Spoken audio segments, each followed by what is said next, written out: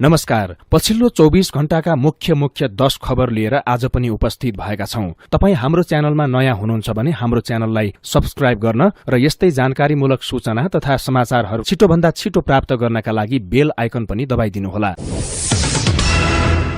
सरकारले राष्ट्रहितलाई केन्द्रमा राखेर मात्रै ऐन कानूनहरू तर्जुमा गर्ने स्पष्ट पारेको छ।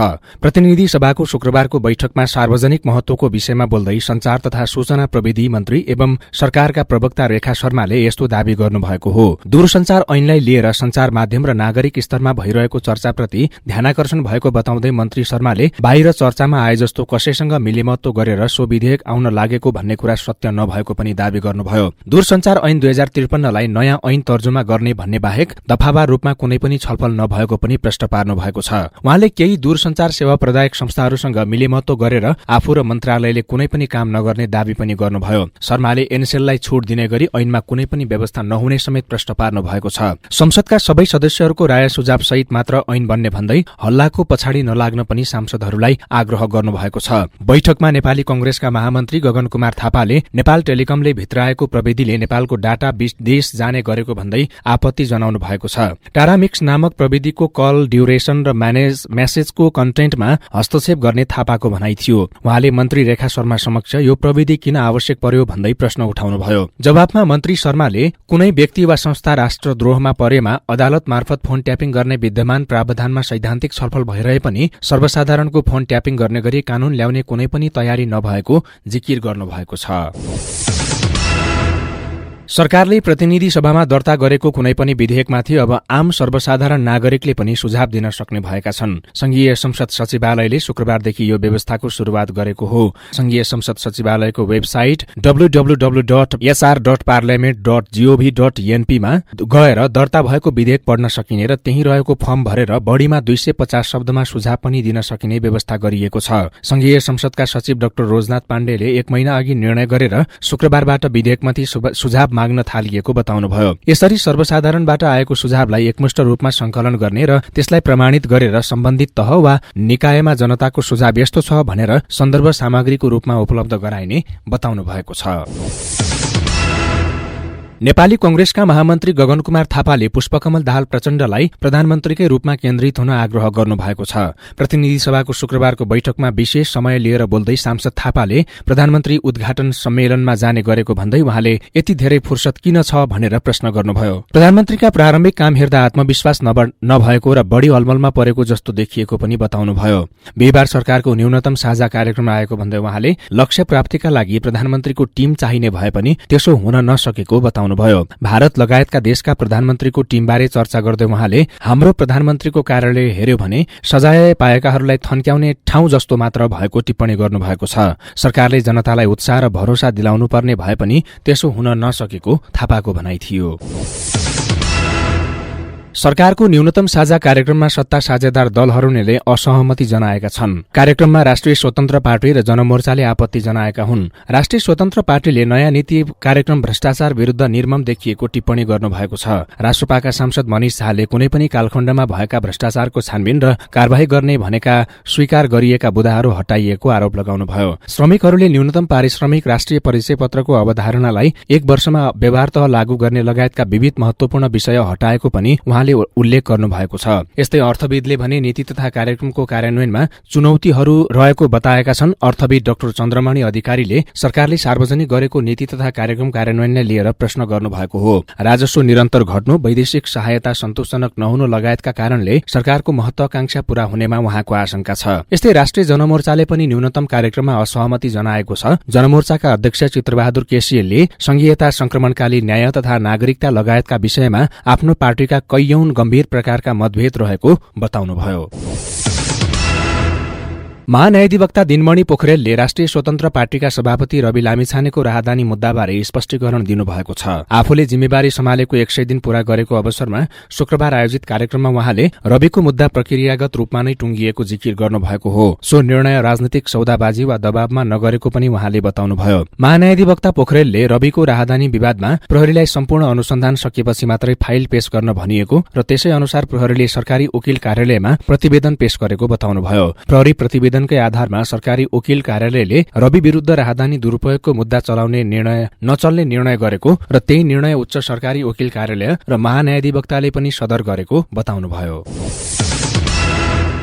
सरकारले आगामी आर्थिक वर्ष 2080-81 को बजेट निर्माणका लागि प्रक्रिया शुरू गरेको छ। त्यसका लागि अर्थ मन्त्रालयले बजेट लेख्ने टीमको पनि टुङ्गो लगाएको छ। मन्त्रालयले बजेट मस्यौदा लेखन समिति गठन गरी जिम्मेवारी समेत तोकेको मन्त्रालयका प्रवक्ता आनन्द काफ्लेले जानकारी दिनुभयो। मन्त्रालयले सहसचिव भूपाल बराल संयोजक रहने गरी समिति बनाएको छ, जसमा सहसचिवहरू उत्तम कुमार खत्री, धनीराम शर्मा, आनन्द काफ्ले, बाबुराम सुवेदी र जनकराज शर्मा सदस्य रहनु भएको छ। बजेट लेखनमा अर्थ मन्त्रालयका 2 सचिव, राजस्व सहित र अर्थमन्त्रीले मार्गदर्शन गर्नेछन्। यसअघि राजस्व सचिवको नेतृत्वमा राजस्व परामर्श समिति पनि गठन भई काम भइरहेको छ। आगामी आर्थिक वर्षको बजेट 2080 जेठ 15 गते संसदमा प्रस्तुत गरिसक्नुपर्ने संवैधानिक बाध्यता रहेको छ। अर्थमन्त्री डाक्टर प्रकाश शरण महतले अर्थतन्त्रका वर्तमान समस्या समाधान गर्ने गरी नयाँ बजेट निर्माणको काम थालिएको पनि बताउनु भएको छ। आगामी वैशाख 10 गते हुने उपनिर्वाचनका लागि निर्वाचन आयोगले शुक्रबारदेखि निर्वाचन आचार संहिता लागू गरेको छ। निर्वाचन आयोगका प्रवक्ता शालिग्राम शर्मा पौडेलले शुक्रबारदेखि निर्वाचन सम्पन्न नभएसम्मका लागि आचार संहिता 2079 को सम्पूर्ण व्यवस्था लागू गर्ने निर्णय भएको बताउनुभयो।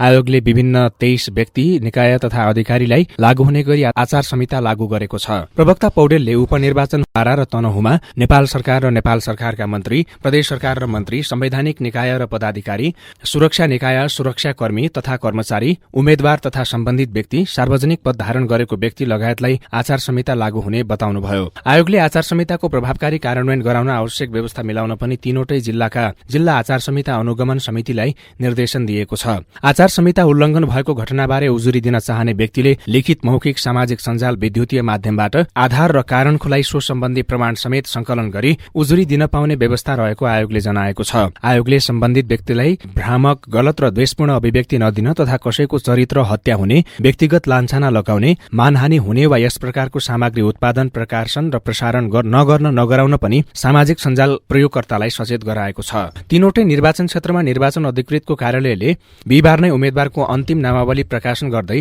निर्वाचन चिन्ह प्रदान गरिसकेको छ। वैशाख 10 गते बिहान 7 बजेदेखि हुने मतदानको 48 घण्टा अगावै मौन अवधि शुरू हुनेछ। वैदेशिक रोजगारीका क्रममा विदेशमा मृत्यु भएका नेपालीले पाउने बीमा रकममा पनि ठगी हुने गरेको खुलेको छ। काठमाडौँ उपत्यका अपराध अनुसन्धान कार्यालय मिन भवनको टोलीले ठगी गर्ने गिरोह पक्राउ गरेको छ। प्रहरीले काठमाडौँको गंगपुबाट वैदेशिक रोजगार विभागका कर्मचारी सहित 7 जनालाई पक्राउ गरी शुक्रबार सार्वजनिक गरेको हो। पक्राउ पर्नेमा वैदेशिक रोजगार विभागका कर्मचारी पशुपति अधिकारी, काभ्रेप्लाञ्चोक रोशी गाउँपालिकाका रामबहादुर तामाङ, सर्लाहीको लालबन्दी नगरपालिकाका विनोद कुमार लामा, डिगबहादुर लामा, रबिन भन्ने रविन्द्र मोक्तान, प्रकाश बहादुर गोले र रुद्रमान गोले रहेका छन्। वैदेशिक रोजगार विभागका कर्मचारी अधिकारीले कसको शव कहिले आउँछ भन्ने बारे ती गिरोहका व्यक्तिलाई जानकारी दिने गरेको प्रहरीको अनुसन्धानले देखाएको छ। मृतक व्यक्तिहरूको नागरिकता, राहदानी, जन्म दर्ता, मृत्यु दर्ता, ओडा कार्यालयको सिफारिश, बीमा कम्पनीको लेटर प्याड लगायत महत्वपूर्ण कागजात सहित उनीहरूलाई पक्राउ गरेको उपत्यका अपराध अनुसन्धान कार्यालयका सूचना अधिकारी रविन्द्र रेग्मीले बताउनुभयो। रोजगारीका सिलसिलामा विदेशमा मृत्यु भएका र विदामा आउँदा मृत्यु भएका नेपालीले प्राप्त गर्ने बीमाको रकम दिलाइदिन्छु भनेर मृतकका आफन्तलाई ठगी गरेको प्रहरी अनुसन्धानबाट खुलेको छ। उनीहरूले काम सम्पन्न भएपछि 40 देखि 50 हजार रकमसम्म दिने गरेको र बाँकी रकम गिरोहका मुख्य व्यक्तिहरू मिलेर खाने गरेको पाइएको छ। नेपाली सेनाको साइबर स्पेसमा हमला गर्ने कार्यमा संलग्न एकजना पक्राउ परेका छन्। स्याङ्जाको वालिङ नगरपालिका वडा नम्बर 10 घर भई हाल कास्कीको पोखरा महानगरपालिका वडा नम्बर 16 बटुली चौर बस्ने सागर ढकाललाई प्रहरीले पक्राउ गरेको हो। साइबर स्पेसमा अनधिकृत पहुँच पुर्याउने उद्देश्यले विभिन्न समयमा साइबर हमला भएको पाएपछि सेनाले नेपाल प्रहरीको साइबर ब्यूरोलाई पत्राचार गरेको थियो। सोही अनुसार साइबर हमलाको अनुसन्धान, प्राविधिक विश्लेषण तथा ह्युमन इन्टेलिजेन्सका आधारमा 21 वर्षीय ढकालको संलग्नता पुष्टि भएको हो। ब्यूरोका सूचना अधिकारी पशुपति कुमार रायले उनीमाथि विद्युतीय कारोबार ऐन 2063 अपराध अन्तर्गतको कसुरमा काठमाडौँ जिल्ला अदालतबाट 7 दिनको म्याद लिई आवश्यक अनुसन्धान भइरहेको जानकारी दिनुभयो।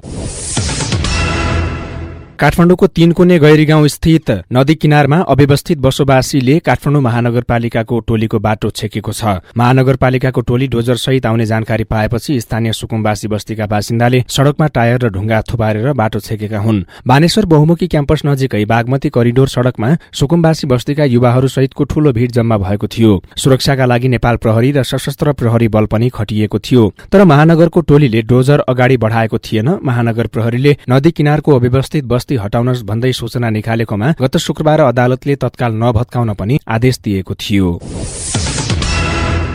र नेकपा एकीकृत समाजवादीका अध्यक्ष एवं पूर्व प्रधानमन्त्री माधव कुमार नेपालले विभिन्न ठाउँमा छरिएर रहेका ससाना रकमहरू पुँजीको रूपमा जम्मा गर्न सके अर्थतन्त्रलाई चलायमान बनाउन थप सहज हुने बताउनु भएको छ। शुक्रबार काठमाडौँमा आयोजित एक कार्यक्रमलाई सम्बोधन गर्दै अध्यक्ष नेपालले घर घरमा छरिएका ससाना रकमहरू पुँजीको रूपमा जम्मा गर्न सके वर्तमान अर्थतन्त्रका केही समस्याको समाधान हुने बताउनु भएको हो। घर घरमा छरिएको र विदेशमा कमाएर नेपाल पठाएको पैसा उपभोग गर्न सके खर्च गर्नुभन्दा बढी पुँजीको रूपमा सञ्चय गर्नु राम्रो हुने उहाँको भनाइ छ। यसो गर्न सके राज्यसँग रहेको कोषमा पनि वृद्धि हुने र लगानीमा पनि उपयोग हुने उहाँको धारणा छ।